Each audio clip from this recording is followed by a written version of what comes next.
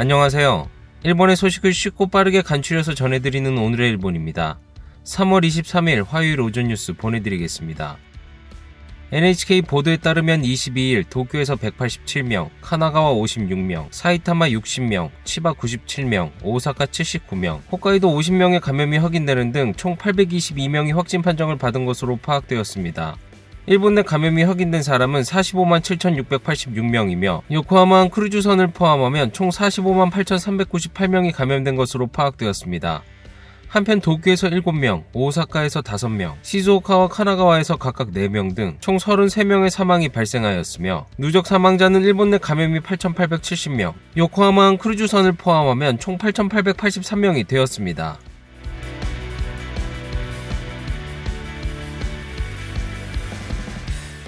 이날 도쿄에서는 187명의 신규 감염이 확인되었습니다.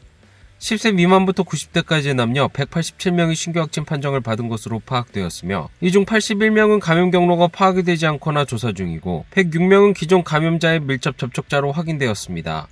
연령대로는 20대에서 30대가 총 68명으로 전체의 약 36%, 60대 이상은 총 45명으로 약 24%로 나타났습니다. 감염 경로로는 가정 내 감염이 53명으로 가장 많았으며 시설 내 감염이 31명, 직장 내 감염이 13명, 회식에서의 감염이 3명 등으로 확인되었습니다. 한편 이날 70대부터 90대까지의 남녀 7명이 사망하였으며 현재 중증 환자는 47명, 입원 환자는 17명 증가한 1372명으로 파악되었습니다.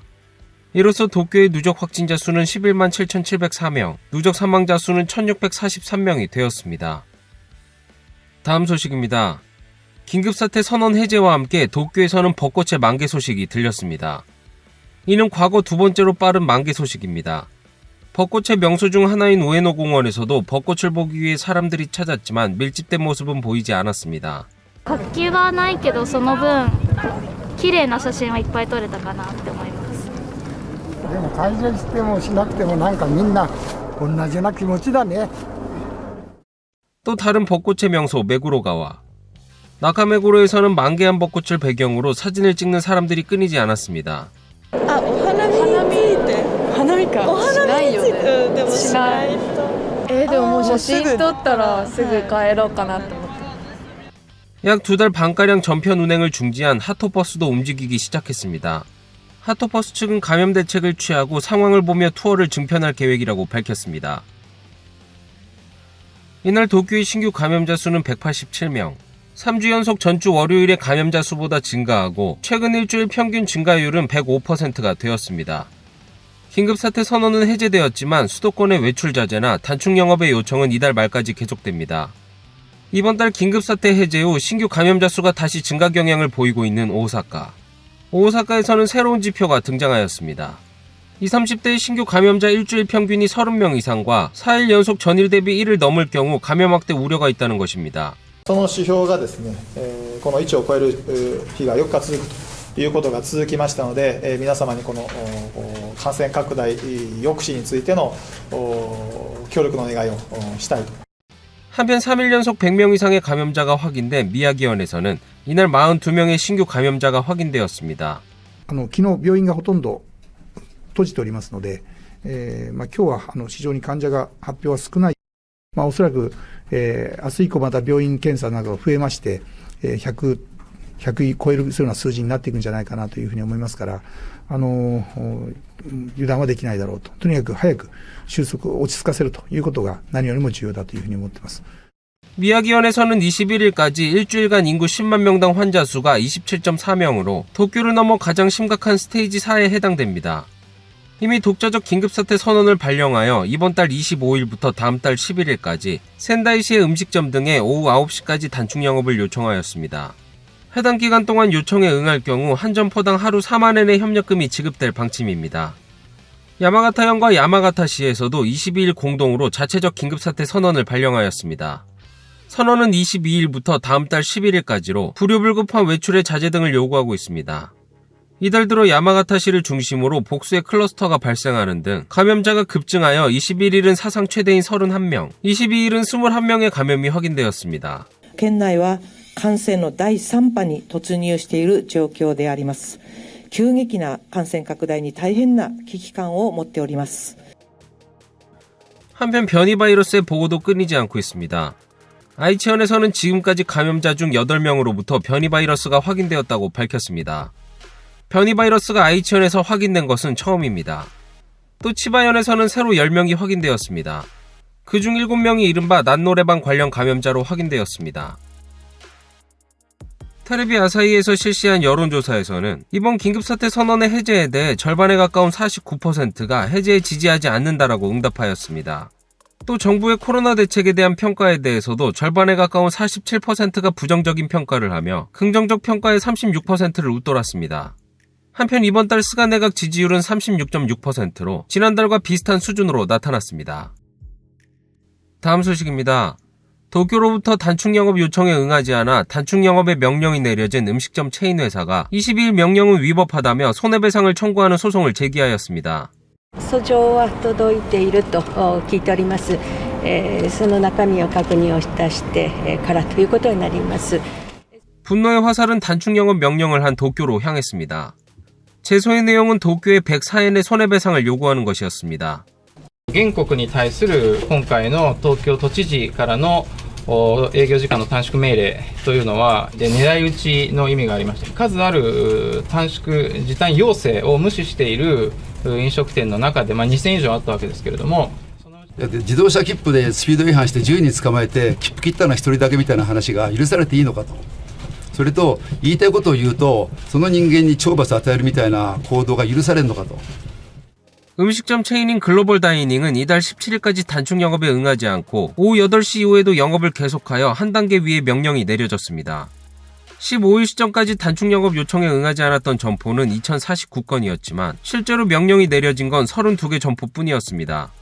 그중 26개 점포가 글로벌 다이닝이 운영하는 점포였습니다. 명령이 내려진다면 따르려고 하였지만 그 이후에 납득이 가지 않았다고 합니다. 命令書の事前の、書面が来まして、実はそれが来た時に社内で関係者がみんな見ててちょっと唖然としました。その命令の根拠がうちにメールを出す根拠が、単純にいわゆる表現の自由を行使して社会に情報を提供したと。それによる影響が強くうちの行動に追随するところが増えるからお宅に命令を出したという趣旨でございました。なぜ原告に、命令が出たかというその大前提として原告がですね、この要請に従わないということを、ウェブ上 SNS ないしホームページ等々で発信をしていたと。これが命令の理由になっています。 변호단은 법적 근거, 과학적 근거가 애매한 채 음식점의 영업을 일률적으로 제한하는 것의 여부나 특별조치법의 위헌성의 문제 제기라고 설명하였습니다. 이에 도쿄도는 特措法にのっとった手続きです。要請については丁寧に、手続き通りの流れで、これまでやってきているということで、あります。これ以上のコメントは本日いたしません。 한편 이번 제소에 대해 카톡 관방장관은 코멘트를 할 입장은 아니라고 거절한 뒤 단축 영업의 명령은 헌법에 위반하지 않는다라는 인식을 나타냈습니다. 다음 소식입니다. 제약회사 다이치 산큐와 KM 바이오로직스 두 개사는 각각 개발 중인 코로나19 백신을 사람에게 접종하여 안전성 등을 확인하는 임상시험을 시작하였다고 발표하였습니다. 다이치 산큐에 따르면 임상시험은 일본 내 건강한 성인, 고령자 등 총 152명을 대상으로 22일부터 접종을 시작한다고 밝혔습니다. 이로 인해 안전성 및 항체 생성 여부 등을 확인하고 권장 용량 등을 검토할 방침입니다. 해당 백신은 화이자사와 동일한 바이러스의 유전자 정보를 전달하는 mRNA 방식입니다. 한편 KM 바이오로직스의 임상시험은 건강한 성인, 고령자 총 210명이 대상이며 바이러스를 가공해 독성을 없앤 불활성화 백신으로 독감 백신과 같은 방식입니다. 후생 노동성에 따르면 일본 내 실시 중인 백신 임상시험은 시오노기 제약과 안제스 두 개사에 이어 총 4개사가 되었습니다. 다음 소식입니다. 도쿄올림픽의 해외 자원봉사자의 입국도 단념하기로 결정하였습니다. 대회조직위원회는 22일 밤 기자회견을 갖고 코로나19 바이러스의 감염 상황을 바탕으로 해외 거주 외국인 자원봉사자의 수용 단념을 발표하였습니다. 다만 경기에 관한 전문 지식 등을 보유한 일부 자원봉사자에 대해서는 특별 조치에 따른 입국을 검토할 생각을 나타냈습니다. 또 조직위원회는 해외 일반 관중 수용을 포기함에 따라 대회 운영의 수지가 맞지 않음을 밝힌 뒤 향후 정부 및 도쿄와 비용 부담에 대해 협의할 뜻을 밝혔습니다. 다음 소식입니다. 일본과 독일이 외교, 안보 분야 등의 기밀 정보를 적절히 보호하기 위한 포괄적 협정에 서명하였습니다. 일본의 모테기 외무상과 독일의 레펠 주일 대사는 22일 외무성에서 열린 서명식에 참석하고 문서에 서명하였습니다. 외무성에 따르면 일본이 이러한 협정을 맺는 것은 한국이나 미국, 프랑스 등에 이어 독일이 9번째가 되었다고 밝혔습니다. 서명식에 이어 모테기 외무상과 레펠 대사는 회담을 가졌으며 협정의 서명을 바탕으로 계속 양국의 제휴 강화를 확인하는 것 외에도 모테기 외무상은 독일이 인도 태평양 지역에서의 안전보장 등에 관한 지침을 채택한 것을 환영한다는 의사를 전했습니다. 다음 소식입니다. 키시노부오 방위상은 22일 참여연 외교방위위원회에서 방위장비청에 따른 항공자위대의 작전 시뮬레이션 장치의 갱신을 위한 조사 연구에 관한 일반 경쟁 입찰 결과 지난해 12월 미쓰비시 전기가 77엔으로 낙찰했다고 밝혔습니다. 미쓰비시 전기는 올해 1월에도 인공위성 미사일 방위에 관한 방위성 조사 연구를 22엔으로 낙찰한 바 있으며 이로써 단기간에 같은 사업자에 의한 저가 낙찰이 계속된 셈입니다. 이에 이날 국회에서 입헌민주당의 하쿠신쿤 의원은 계약 금액에 대해 너무 낮다며 문제시하였습니다. 방위성의 담당자는 국가가 요구하는 일정한 품질, 사양 등을 충족하는 경우에는 가격만으로의 경쟁이 원칙으로 되어 있다라고 설명하였지만 하쿠 씨는 전혀 납득이 가지 않는다라고 하였습니다. 다음 소식입니다. 도쿄 디즈니랜드와 디즈니시의 영업이 연장됩니다. 오리엔탈랜드는 긴급사태 선언의 해제에 따라 운영 중인 도쿄 디즈니랜드의 개장 시간을 다음 달 1일부터 지금보다 1시간 앞당긴 오전 9시, 폐장 시간은 1시간 늦춘 오후 8시까지 할 방침을 발표하였습니다. 또 디즈니시는 개장 시간을 오전 9시, 폐장 시간은 2시간 연장한 오후 9시까지 연장할 방침입니다. 입장객 수의 상한은 기존의 2배로 늘려 각각 2만 명까지 완화할 방침이며 이번 결정은 다음 달 18일까지의 조치로 그 후의 일정에 대해서는 아직까지 미정이라고 밝혔습니다. 오늘의 일본 소식은 여기까지입니다. 시청해주셔서 감사드리며 즐거운 하루 되시길 바라겠습니다. 저는 또 새로운 소식으로 찾아뵙도록 하겠습니다. 이그저TV였습니다.